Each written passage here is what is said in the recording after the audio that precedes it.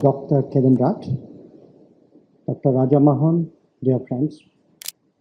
Let me begin by saying what a great pleasure it is to join you all at the launch of the Asia Society Policy Institute in New Delhi. I have a reasonably long association with the Asia Society myself, going back to my postings in Washington. And for the record, I'm a little bit older than the society. But today, as you heard from Mr. Rudd, my remarks would be followed by a discussion on Asia's geopolitical future. And I can think of no one better than Prime Minister Kevin Rudd and Dr. Raja Mohan for such a conversation. Now, when we speak of a rising Asia, the term Asian century naturally springs to mind.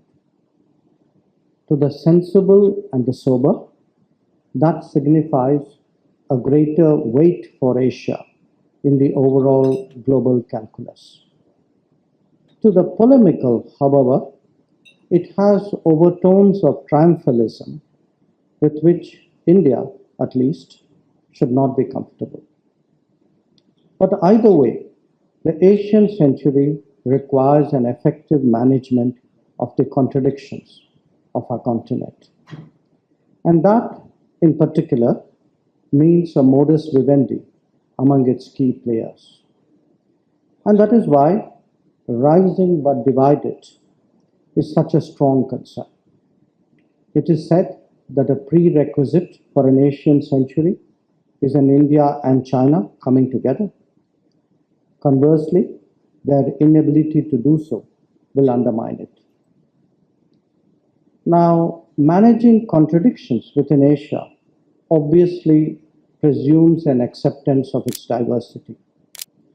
Given that there are distinct regions, specific cultures, and significant powers, this is a clear prescription for multipolarity.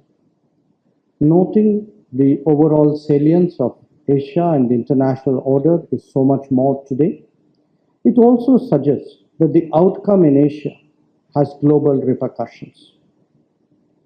In essence, a multipolar Asia is necessary both for an Asian century and for a multipolar world. From time to time, there is also talk about Asia for Asians. Such thinking needs to be carefully analyzed, both from a national interest perspective as well as the implications of the proposition itself.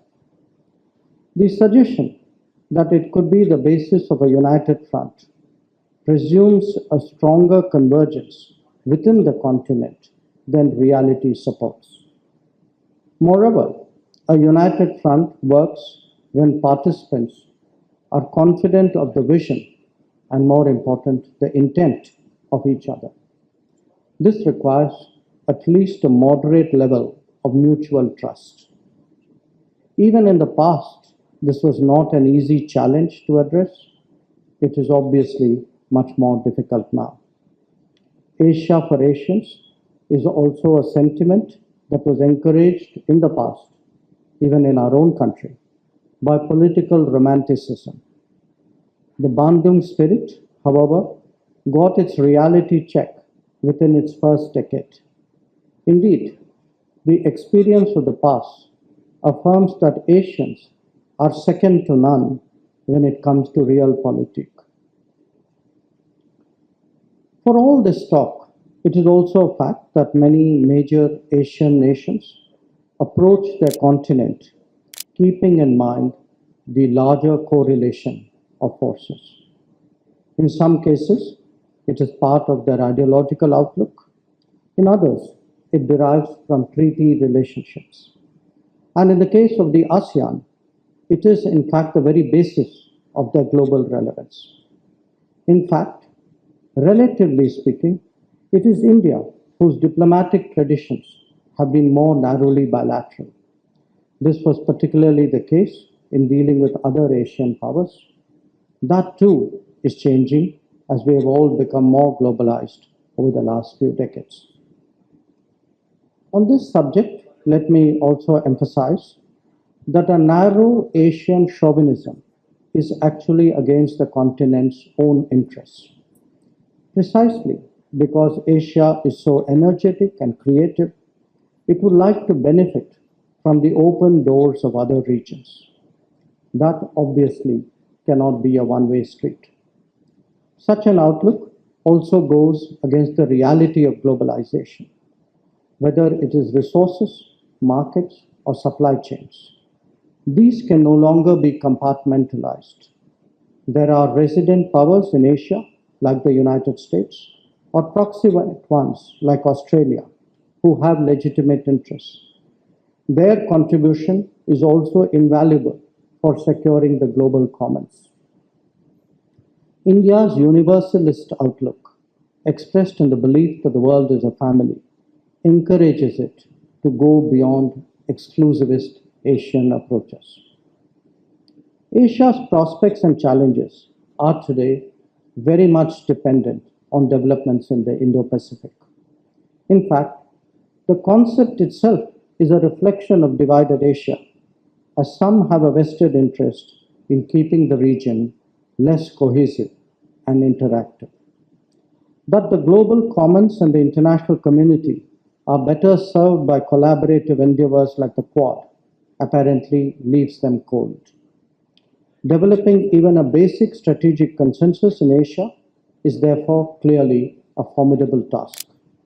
As the international order evolves, this desire to selectively retain elements of the 1945 situation while transforming others, and we see that in the UN as well, complicates world politics. We can reasonably expect Asia to continue rising because the economic and demographic trends point in that direction. How divided it would be depends on how well or badly its fissures are managed. And this in turn would demand adherence to laws, norms, and rules. For a start, sovereignty and territorial integrity will have to be respected.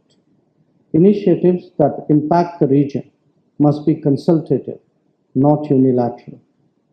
Connectivity, in particular, should be transparent, viable, and market-based. Similarly, development agendas also need to be broad-based and reflect the global consensus rather than individual national objectives. Contributing to the well-being of the global commons and providing global goods can also make a big difference. And not least, agreements and judgments must be scrupulously adhered to, not regarded as matters of convenience. The three shocks of the COVID pandemic, the Ukraine conflict, and climatic disturbances are also impacting the evolution of the Asian economy. Together, they make a powerful case for more engines of growth and resilient and reliable supply chains. There is a parallel debate underway in the digital world that focuses around trust and transparency. How these will translate into strategic outcomes is still too early to predict. In comparison with other continents, Asia lacks an agreed architecture of any nature. Currently, the ASEAN offers the best possibility as a meeting ground. Its centrality and relevance is therefore obvious. However, there are challenges that go beyond the remit of its institutions and platforms. These are aggravated by anachronistic multilateralism. Effectively addressing such deficits are now best done by plurilateral groups, the Quad being a notable example. Much of the future of Asia depends on how relations between India and China develop in the foreseeable future. For ties to return to a positive trajectory and remain sustainable, they must be based on the three mutuals: mutual sensitivity, mutual respect, and mutual interest. Their current status is, of course, well known to all of you. I can only reiterate that the state of the border will determine the state of the relationship. So let me conclude by emphasizing the contribution that a rising Asia can make to the world order. As the most dynamic region beyond the West, its successes can inspire the rest of the global South. Indeed, it is leading the process of global rebalancing through its endeavors.